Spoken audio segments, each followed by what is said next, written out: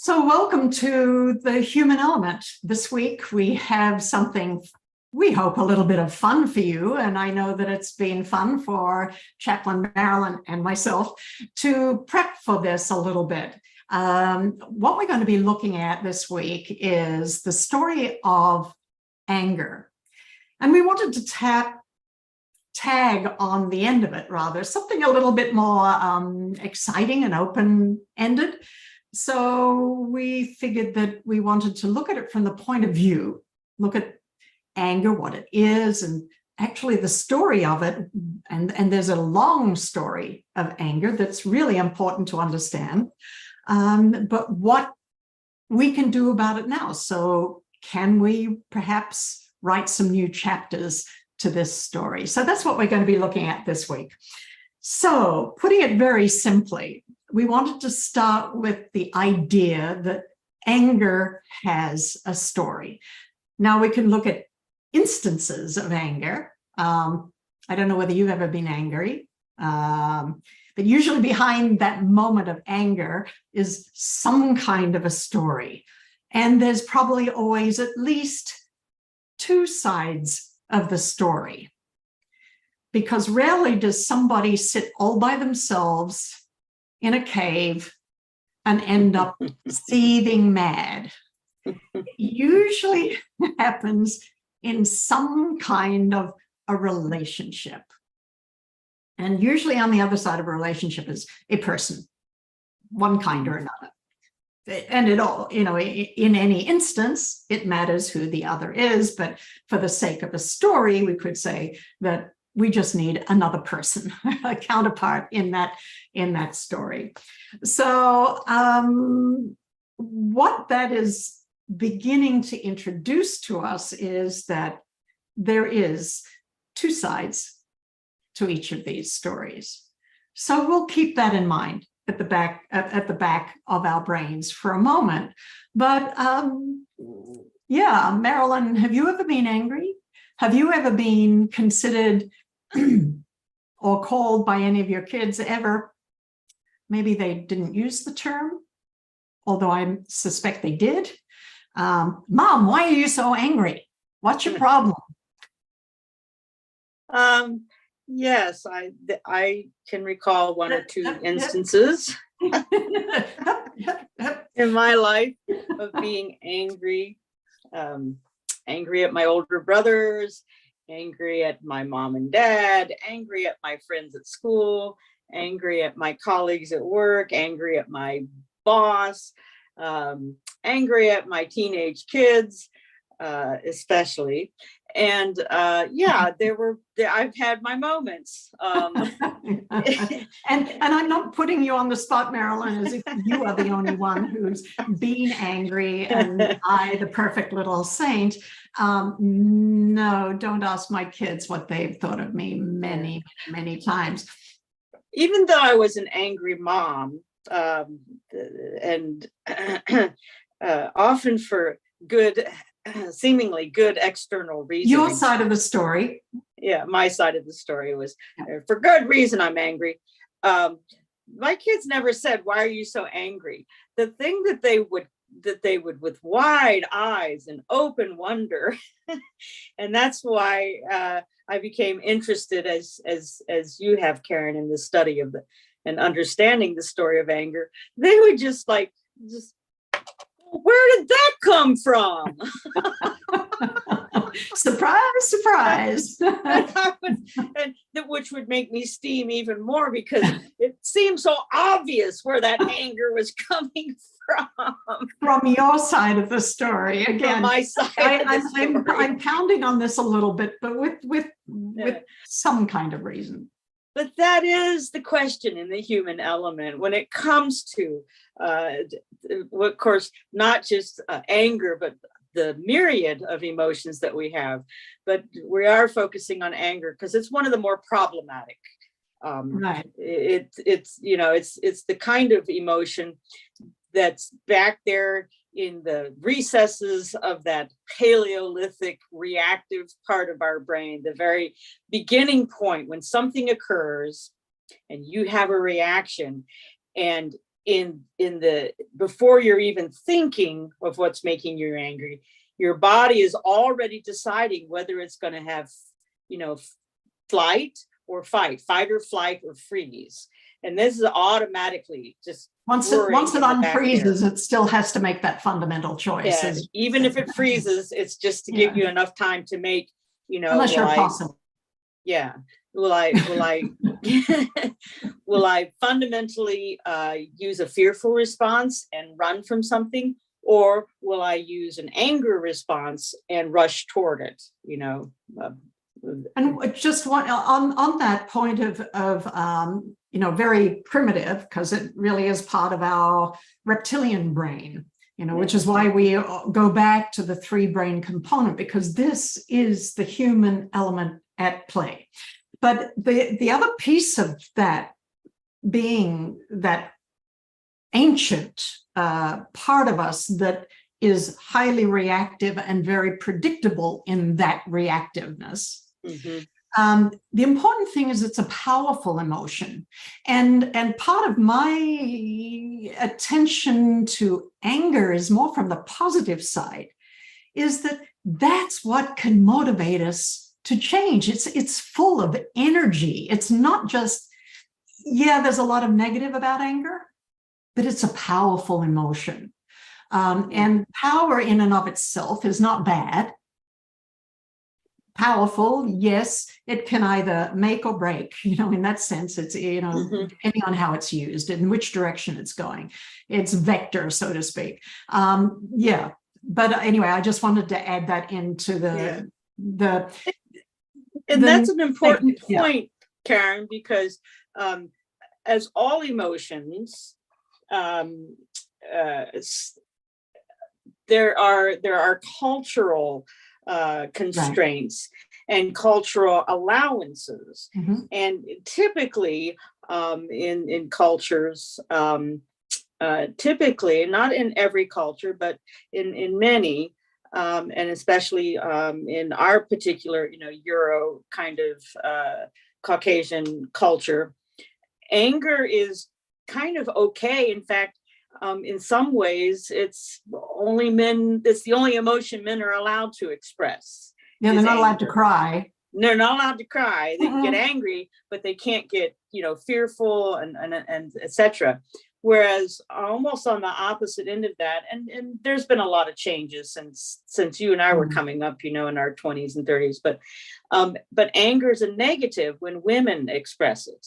It's a positive when men express it, especially in sports. You know, they lose a game and they're really angry and they're going to come out and just beat the crap out of that team the next time, you know, like in a 7-game series. That's encouraged. Yes. And it's encouraged, you know.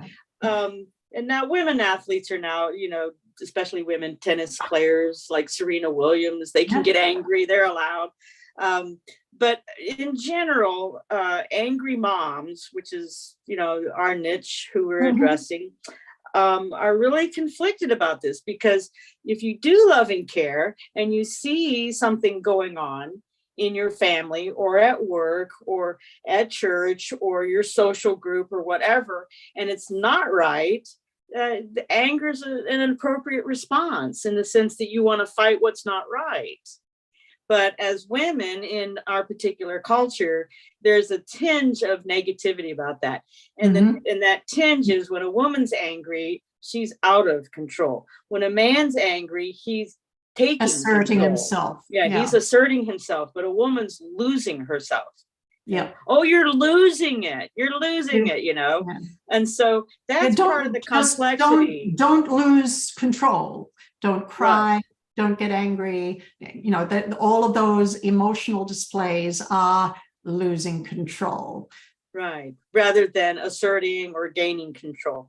So that's part of the complexity about being an angry mom, is that there are times when you know, you've given instruction for their safety, their health, their well-being, or whatever, or you're at work and you're with a committee and there's a member of that committee who's just, it's all about himself. And he, you know, every time the committee meets, we have to spend time wasting on, you know, massaging his ego or her ego. And so there are times when anger and frustration, they're kind of, kissing cousins. There are times when it's appropriate, when the kid's done something that, is wrong, they know is wrong, and then you point it out, and then they have a snotty comeback, and boom, it's like, no, I had a day at work, now I have a dinner, and so you're fighting all of those things all at once. And because they're our default reactions, and part of this is, and part of why we're talking about it is not just that this is what happens, but understanding as we look at and this is why we've even spent a number of sessions and podcasts, whatever, talking about our three brains. That essentially we've got a system. Our brains have a system that have got at least 3 levels of evolutionary brains. And that's our ancient reptilian brain, our social emotional limbic system, and then there's the cognitive component. Or another way of looking at those 3 is you've got your 2 fast brains, your reactive survival, and your very fast, what is it? I believe that our pre-rational brains process at about 11 million bits per second. Some people are saying how they measured this. I'm not exactly sure, probably fMRIs and whatever else. But anyway, whereas our cognitive brains function about 40 or 50 bits per second. So 11 million to 40 or 50. I wonder which one's going to win out in terms of ruling our behaviors and our decisions. Let me think about that for a moment. So understanding this reality of who we are is so important. And realizing that not only do we have that reactive lizard brain, but there's some locality, not exactly, there's no buckets or boxes here. It's all in one system, but there are 3, major aspects of our brain. So those reactions are then being filtered, lickety splickety, 11 million neurons firing off in seconds. They're being filtered through our memory, the hippocampus area, and the amygdala, where we have visuals and emotions and all of that in part. And so these reactions are now flowing through a multitude of memories, like when you're confronted with that person at work and you go, this is the same thing that happened last week, the week before, and the week before that. And the week before that. So all the emotions associated with those memories, we're being flooded with that. If you think about 11 million processes going on in seconds, from reaction to emotional, we're being flooded with that. And then it has to all kind of come out in a thought, very slow and very limited. And so that's why sometimes when you're caught out, we angry moms, and they go, where did all that come from? We're like, because that flood has to now come in to a few words or a sentence at best. And it's hard to do that. In that moment where we're feeling the reality of all of those past experiences. In that moment. Pulled back into that instance. And it's pretty powerful stuff. And the other thing that the scientists are telling us now about the brain is before it gets to the cognitive, your decisions have been made. Biases have been that we've formulated or were born with, and then further honed. And some biases, some are both. That's what gets funneled through into the final 40, 50 bits of thought that kind of, and it comes through the biases, either a bias towards playing it safe or a bias towards charge ahead, all holds off. All kinds of, I guess they've identified 20 or 30 basic biases that people tend to have in one way or another. And so all of that gets skewed in as well. And so by the time that we think we're making a choice, most of it's been done. Yeah. Most of it's been done. That's the power of our emotions. And I think there have even been, and I probably should have looked up the specifics of this particular experiment, but there have been experiments done where they show that when the emotional part of the brain is, because of either some kind of illness or injury or whatever it is, when the emotional part of the brain is and the neurons firing in the emotional area are somehow cut off from or disconnected from the cognitive decision-making area, then even if we can analyze, or we can lay out the scope of the problem at hand, we can list out all of the possible courses that could be taken to deal with or do something with to resolve this particular situation. The impetus to make the decision doesn't happen. Right. The decision doesn't get made without the emotional impulse coming in there. And that's that is so understanding that our decisions, that capacity for, it's almost like without that sufficient almost voltage in the neurons built up from the emotional energies, without it being able to jump across that synaptic gap, and this is not exactly the way neurons work, but anyway, without it being able to do that based on the emotional charge, so to speak, the decision doesn't get made. Yeah. So our emotions are critical. And we are, a good friend of mine, and Natasha Cowan Todorovic, often has repeated to me what another person, I've forgotten his name at the moment, has said, that we are an affect-phobic society. We don't deal well with emotions. We don't know how to articulate them. We don't know how to talk about them. We're almost afraid of them. An emotion against an emotion. But anyway, well, we don't like to overtly deal with them. It's just something we're not good at. And yet I would dare to say that it's exactly as we better understand and learn to navigate and cultivate that emotional intelligence, or our capacity to really understand the emotions within ourselves and within our conversational partners, in our either differences or in our similarities, the more we can do that, the better we set ourselves up to have the kind of meaningful, collaborative, engaging discussions that are absolutely possible between any two people. And it's that kind of conversation that even we so desperately need in our politics today, where we can collaborate and build and construct solutions, not just regurgitate problems. Mm-hmm. And since the 1980s, when a lot of this neurological study of the brain, etc., began to gain greater kind of understanding, because of the technologies to look at what's going on inside the brain when we're thinking, feeling, etc.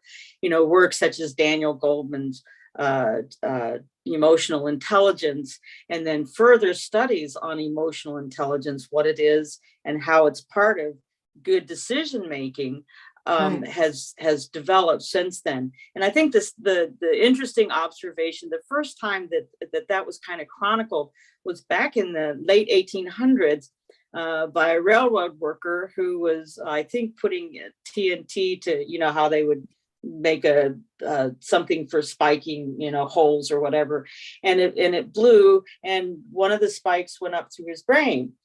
And he miraculously lived, and they took photos of him, and it was a big story back then.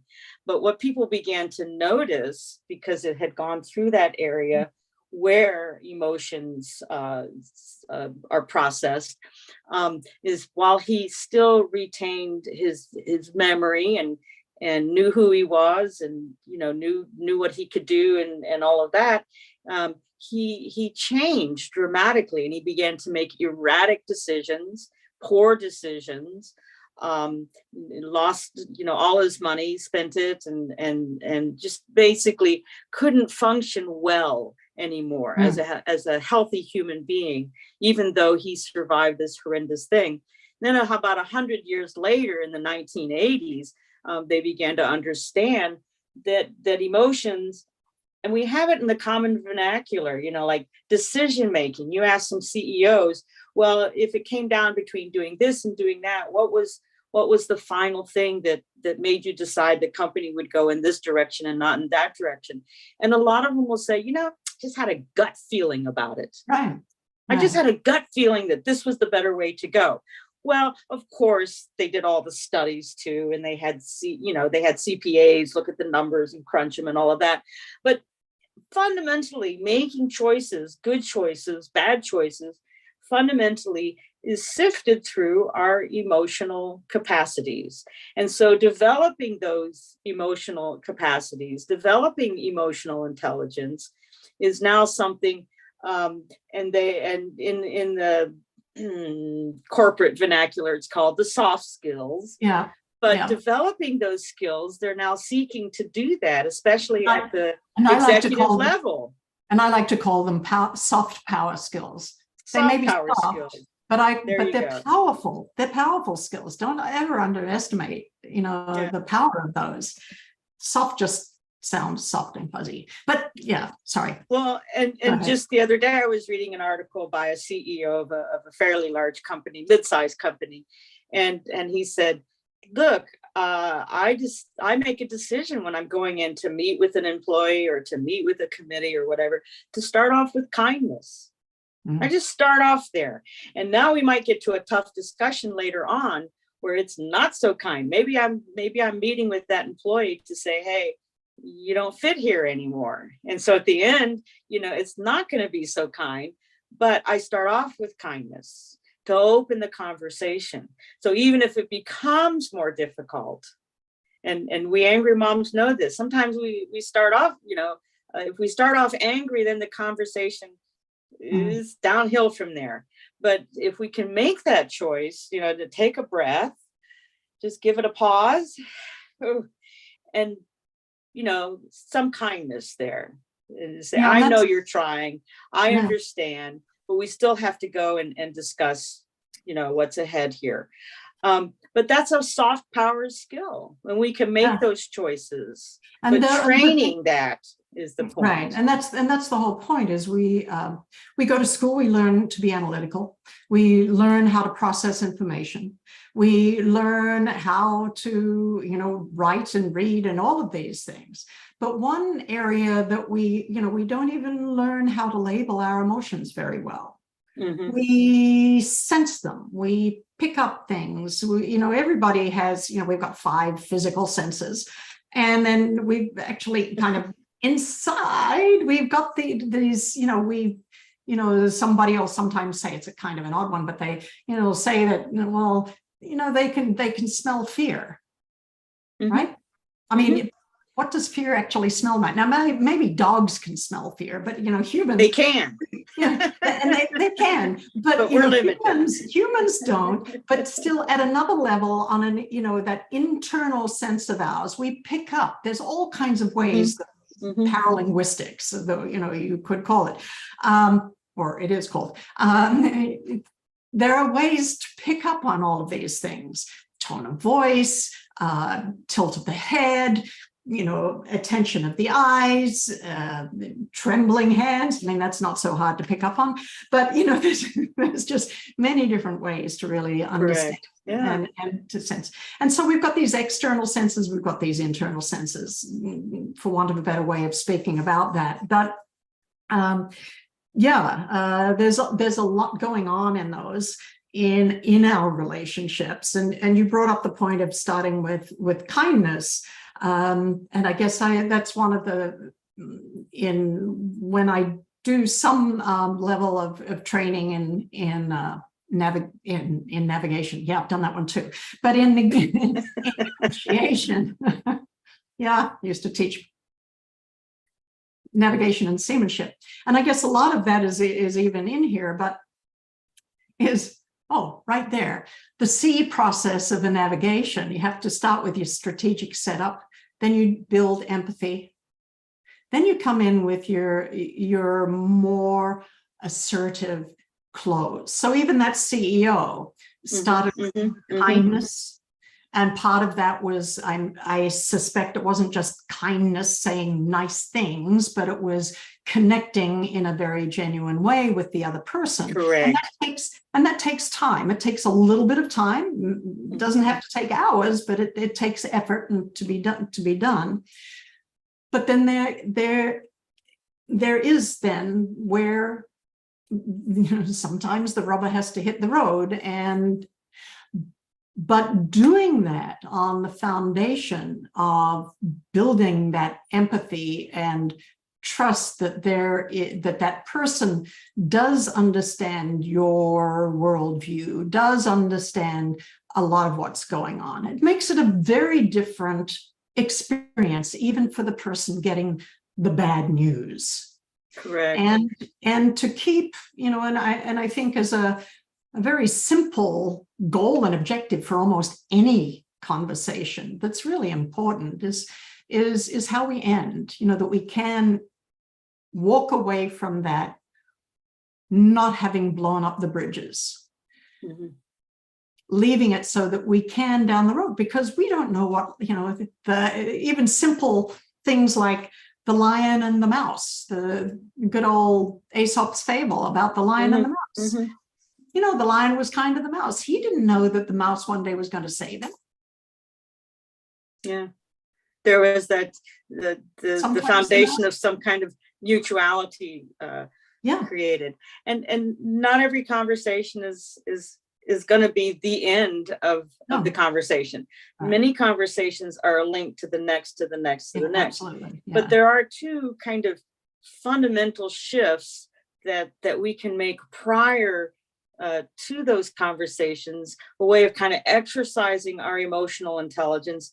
And one is the brain is also, because we, 2.5 million years ago, we were just gonna cling it on for our very dear lives, basically, the early hominids, it was rough. And so the brain is very problem oriented. They had to be they were out foraging, trying to get, tubers and things like that, for survival.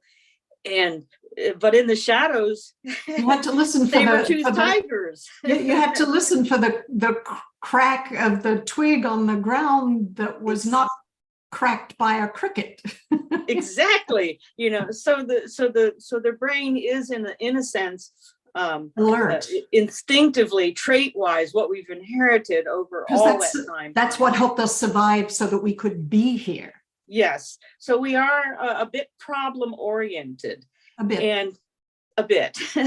And that's also in the inner recesses of our mind, and what comes, flooding through into this cognitive area. And we do tend to, if you listen to the politicians, if you read the newspapers, whatever, it's mostly screaming at us the problems. And Daniel Kahneman, in his 2002 book, what was it? I think Fast and Slow, which got a peace prize, some kind. That was looking at the economic world, but talk about where decisions get made. In the markets, in corporate, in business, in global finances, whatever. But he showed that we are skewed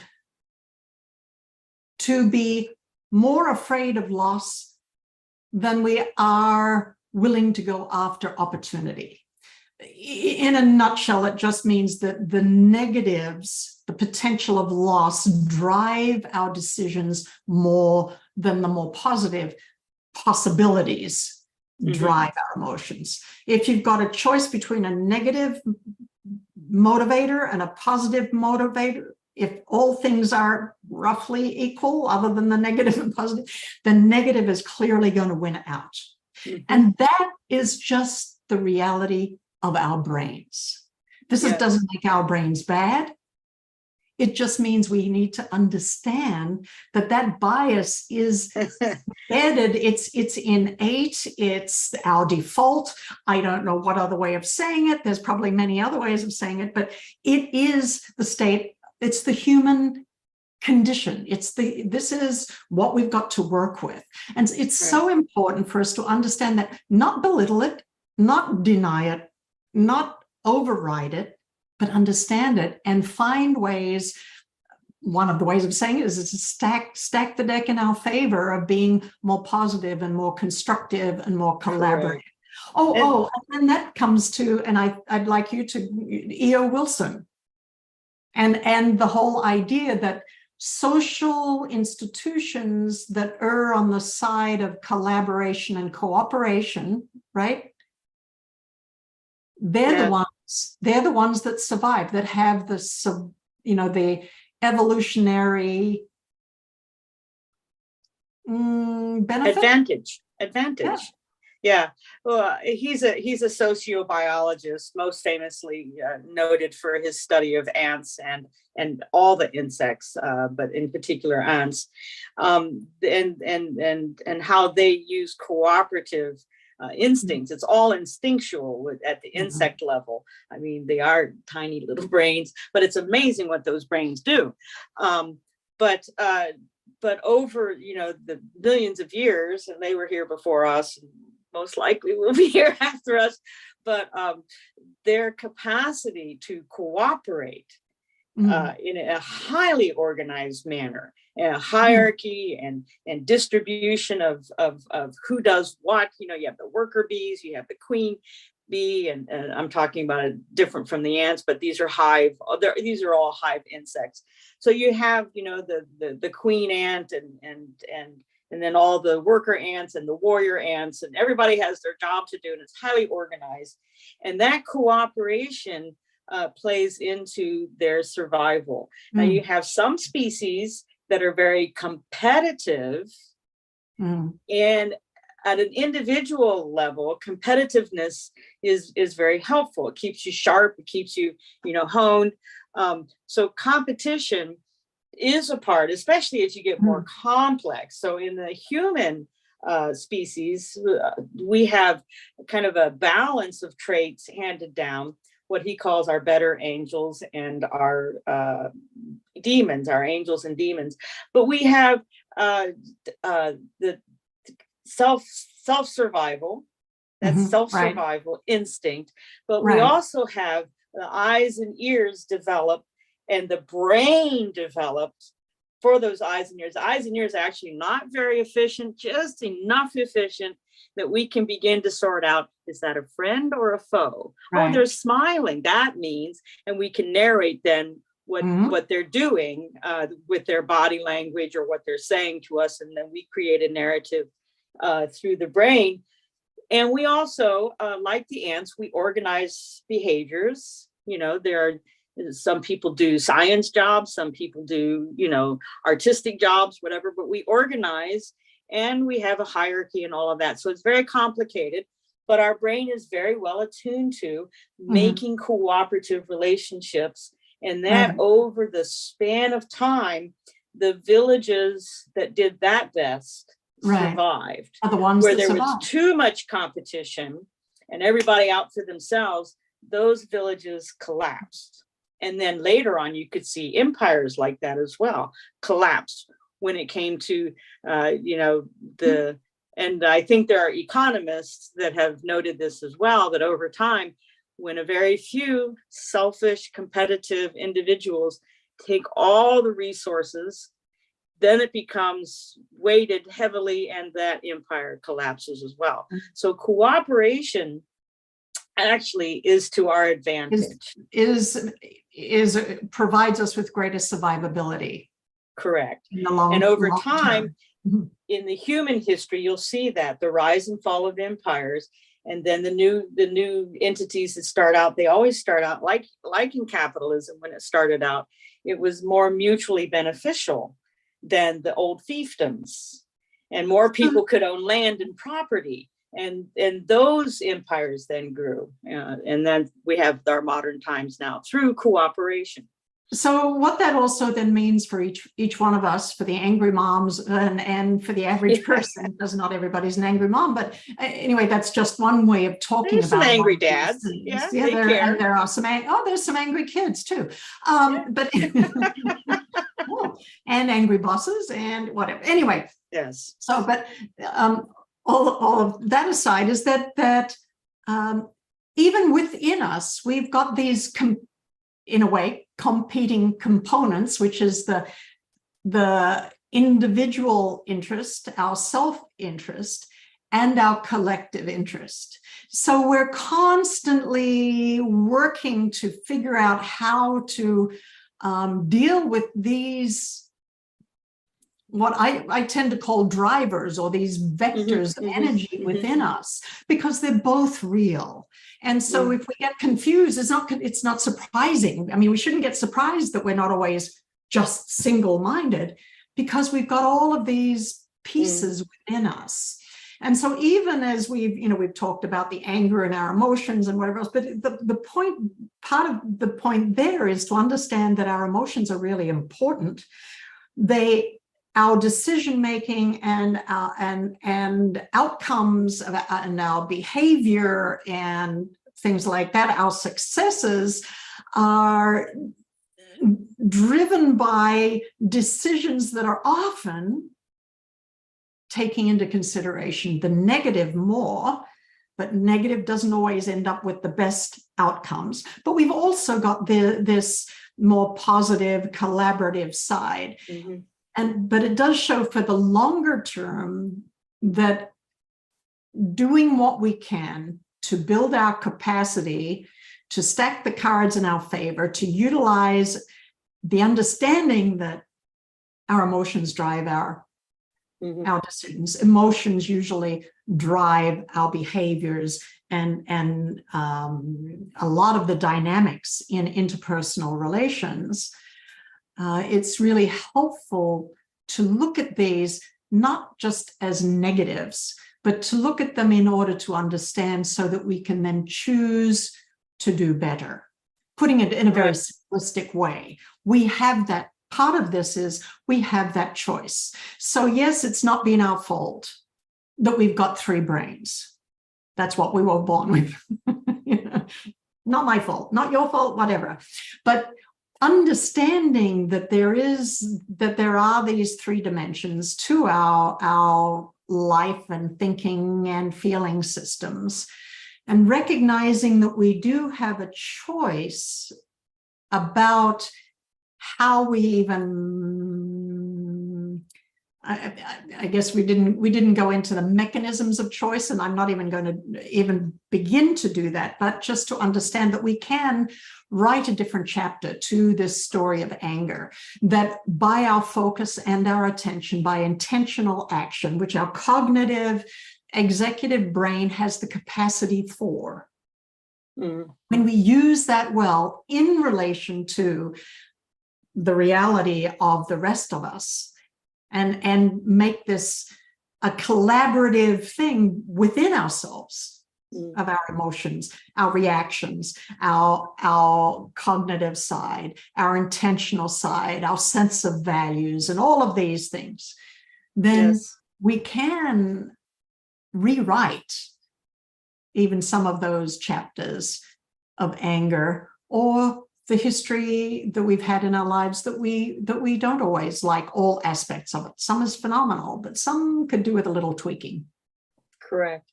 And we didn't specifically mention this, but part of that chance to rewrite the chapter differently from the problem with that person, with that committee, with that job, with that home, with the whatever, is the fundamental mind shift. And there's been extensive psychological study and application of this, is to shift from the problem orientation to the solution focusing, to lead to take that leap almost, from, because the problem is that's our brain is set towards that bias.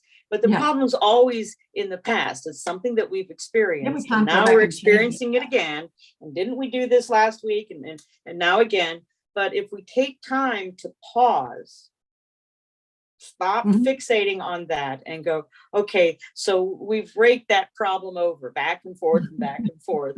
And you've told its story many ways. Yeah, we've told its story in so many ways. To many people. The chance to write a new chapter is to turn that mindset and go, there are solutions. I just haven't imagined them yet, but there are. There are things other than this problem that we could be doing. Now, what might those be? And there are some tools that you can apply to discover that. And sorry for wanting to jump in, but part of it, the irony here, and we need to probably wrap this up pretty quickly, but the irony is that so often the very person who has the potential to help rewrite that chapter with you the most is exactly the person who sits across the table, or who's on the other end of the phone, or the other end of the text, or whatever, who is the very person who we're sitting there stewing about. But getting ourselves because that's where the problem has emerged. But in terms of solutions building, they and we are the best ones. That's where the construction, where the creative juices will flow, is in those two partners sorting them out. And so bringing those conversations, instead of just stewing about the hopelessness of it all, and finding ways to bring those conversations to the place where we can collaborate creatively and engage in a way that we can rewrite those chapters. That's the story of success. That's the magic. I mean, it's just about magical, getting relationships to that place, and what can come out of it. That's where the magic really happens. I'm sorry, magic is about the only way to describe it, because it is miraculous in a way. But and then just to kind of my own wrap up, and then you can wrap it up formally, Karen. Anger alerts us to that possibility. Yeah. Anger is what alerts us to, okay, we've been here before, but if we just take a pause and work our way into a more empathic conversation and understanding, anger can then be transformed into the energy to make something better happen, and that new chapter can be written. Yeah, because that energy is exactly what is needed to help the change come about. Because if we're at a place where, in homeostasis, where everything is, copacetic, there's no impetus whatsoever for change. Anger infuses that energy into that moment, which becomes the magic for change. So thank you for that. And I think we can leave that this week. So this has been a little bit of the story of anger, and what we, in a way, it helps as we tease some of these things out. It helps us understand that this is also a path to change. So thank you for joining us this week, and we'll have something for you next week. We look forward to it. And thank you, Marilyn.